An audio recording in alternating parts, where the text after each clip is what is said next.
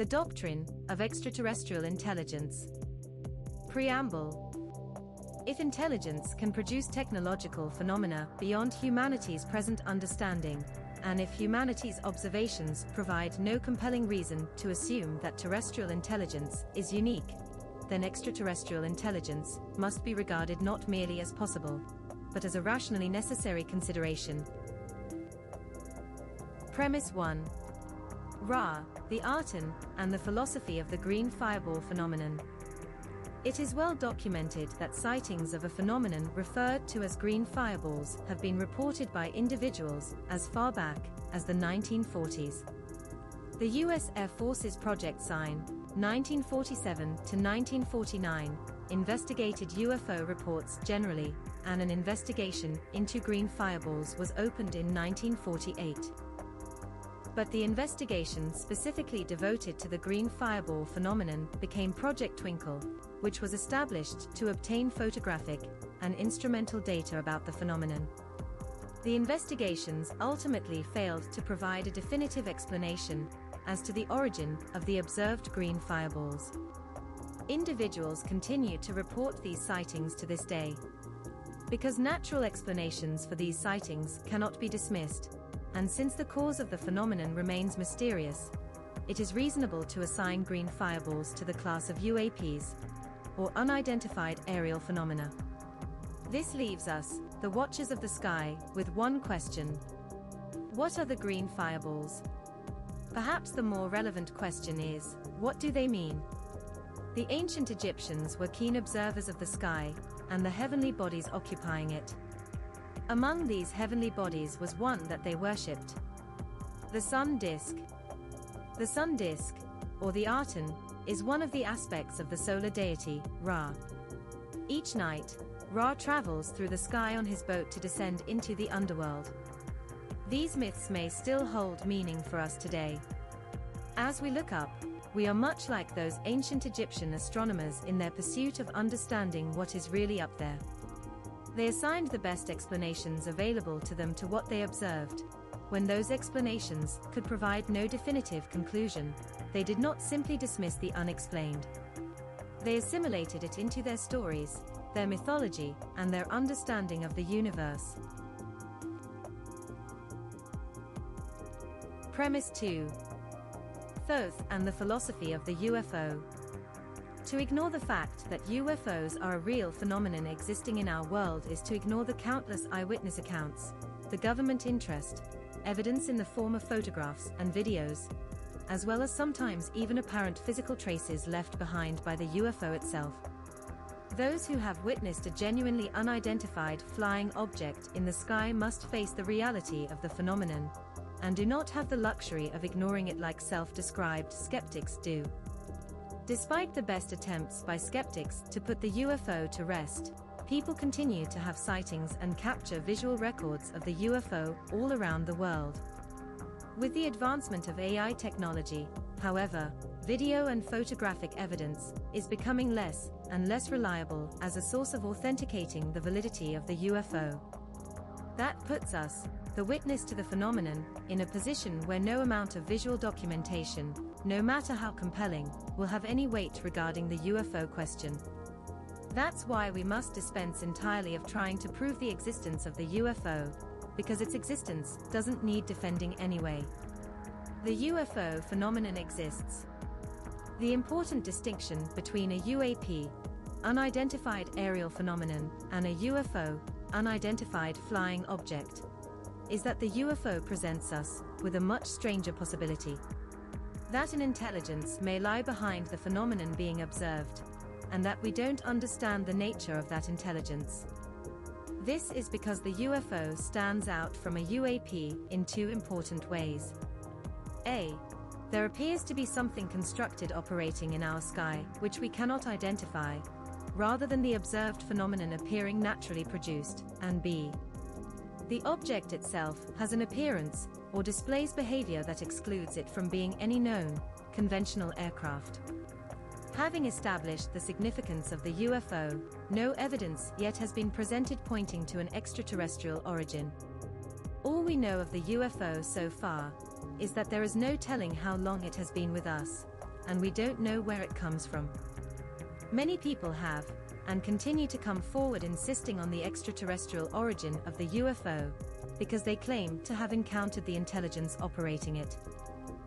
One of the earliest, and most popular, of these cases is the one of Betty and Barney Hill.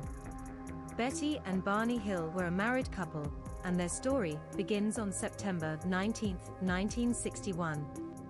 Around 10 p.m., while returning home from a road trip through Canada, Betty noticed a mysterious light outside her window as they drove down the highway. The light was too bright to be a star and appeared to move through the sky. Unconvinced by her husband's attempt to brush it off as a satellite that probably veered off course, Betty made him stop the car to let out their accompanying dog. Returning to their car to resume the journey, Betty kept an eye on the strange light as it appeared to follow them down Route 3. As they approached Canyon Mountain, shortly before midnight, Barney parked the car in a picnic area. Out of curiosity, Barney peered through his binoculars to get a look at the unexplained light that had apparently been following them. He watched it as it changed its course in the sky to head toward them. Barney described what he saw as an enormous aircraft in the shape of a disc with two fin-like wings on either side, each with a flashing red light on it. Along the perimeter of the craft were windows illuminated from within by a bright, white light. He went on to describe the occupants of the craft, who were human in form, and not at all grotesque, according to his account. His account also included dark, shiny jackets worn by the occupants, and one person he distinguished as a leader by the military-style peaked hat he wore.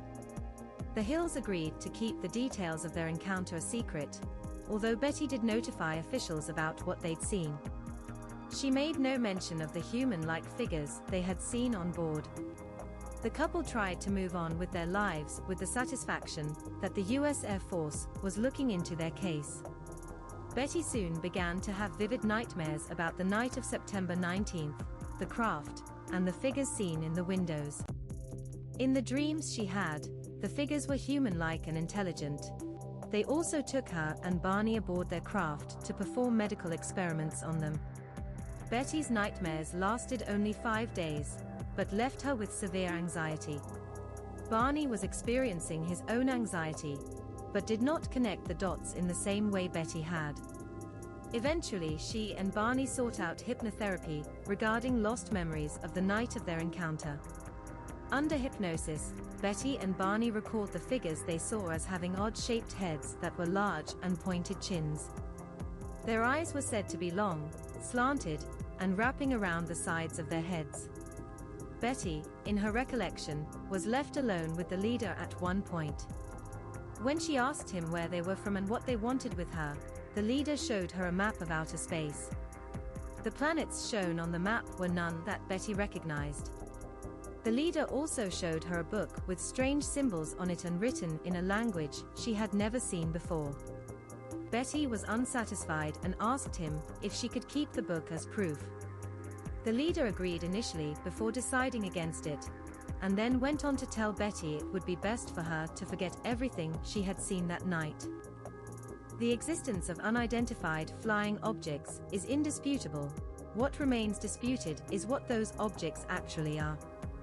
Having established that unexplained aerial objects exist, and that some appear to be artificial, testimony remains insufficient to establish their origin. The pieces left are that artificial objects imply construction, construction implies design, design implies intelligence, and reports exist of intelligences associated with the UFOs. Mixed in are some witnesses who identify those intelligences as extraterrestrial. The skeptic would be satisfied to leave things as they are. We, the witness to the UFO, instead arrive at the real question. If at least some of the UFOs aren't human in origin, who made them?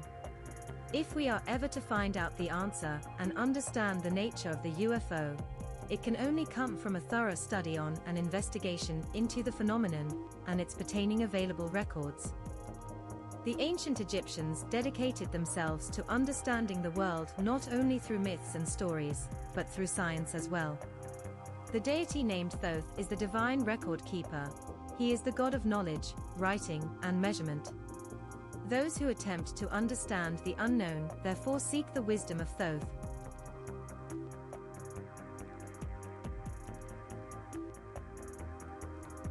Premise 3. Sekhmet, and the philosophy of the extraterrestrial.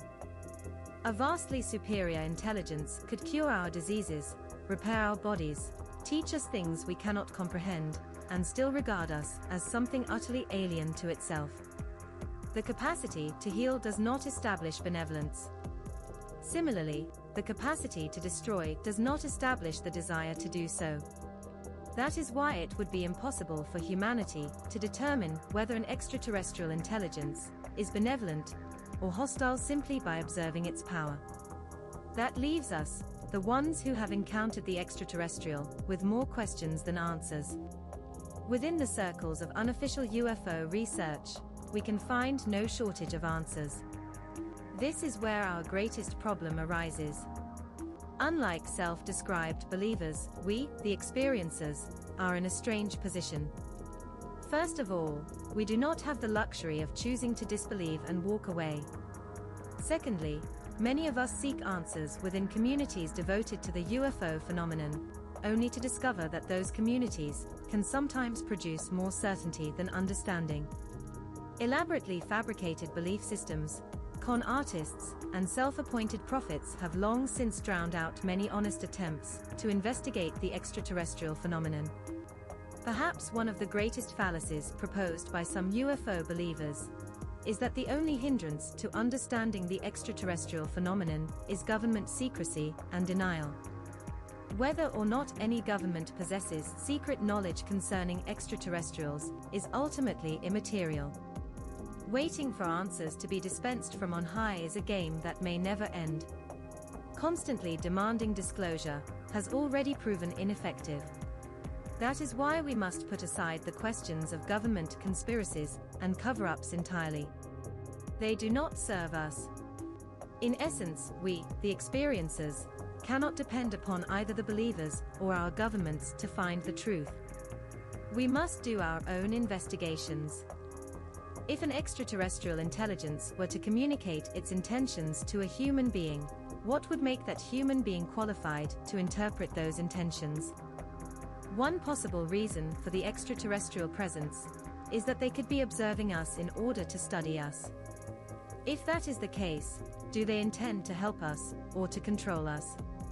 If they are studying us, do they merely find us interesting? The extraterrestrials may be healers, destroyers, or neither, and humanity may simply lack the knowledge necessary to tell the difference. The greatest potential danger may not be the extraterrestrials. It may be humanity's certainty about them. What happens when somebody claims to know why the extraterrestrials are here? What happens when an encounter becomes a religion? Numerous UFO communities worldwide provide us with an almost endless list of examples of people taking the extraterrestrial encounter and carrying it to its extreme ideological conclusion. In our investigations to find the truth about the extraterrestrial phenomenon, one of our main distractions is the mass media fodder machine that has brought institutions such as the Heaven's Gate cult or the Raëlian religious movement to our living room televisions. Institutions such as these should be held in suspicion not because of their outlandish beliefs, but because those beliefs foster an attitude of valuing certainty over understanding. Intellectual laziness is the enemy of the truth seeker, who must understand that the truth about extraterrestrials will not come in an easily digestible, neat little package. This is because our very human categories may be insufficient to so much as describe an intelligence sufficiently unlike us that it qualifies as the true article extraterrestrial.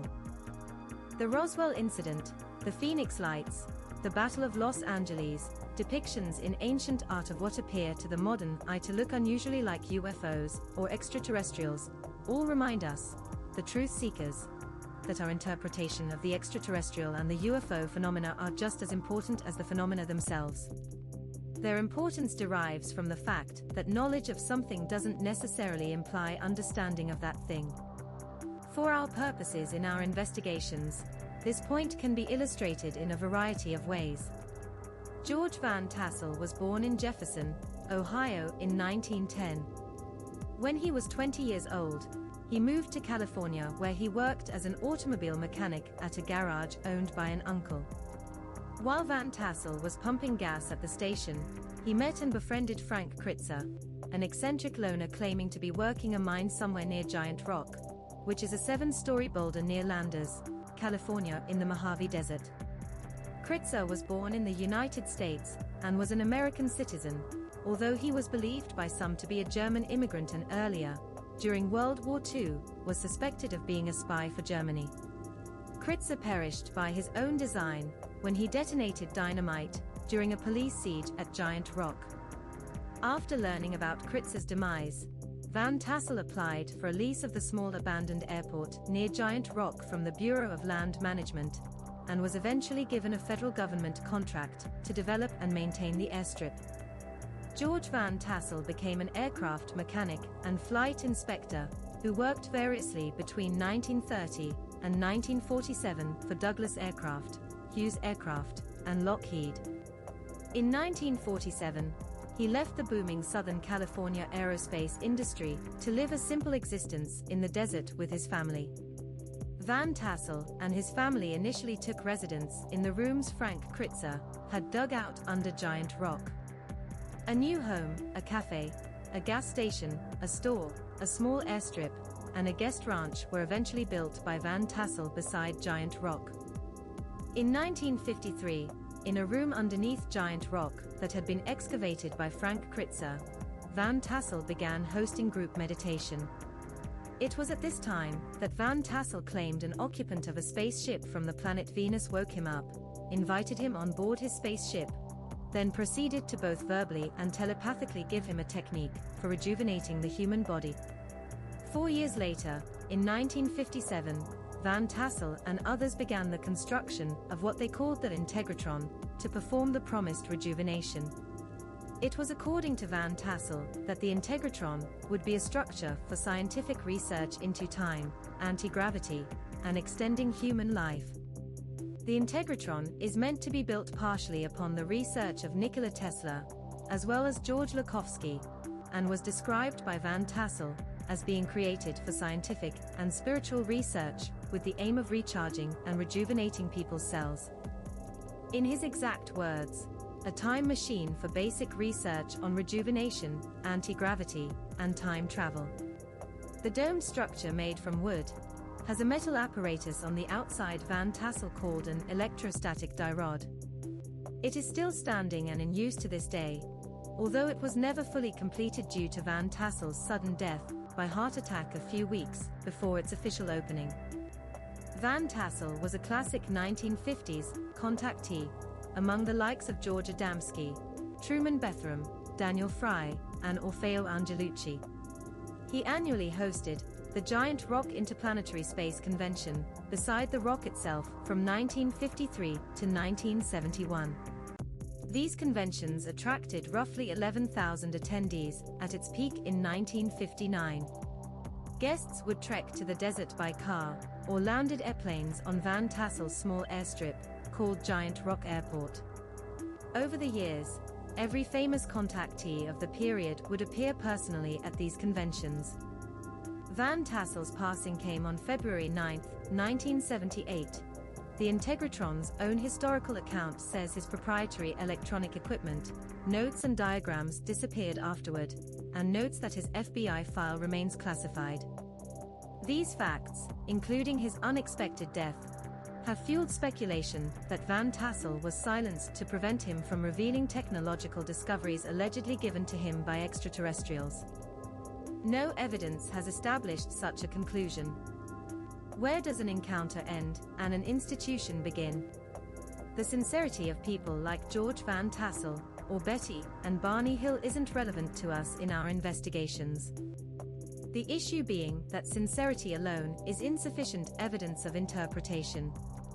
An even greater issue can be summed up with just one simple question.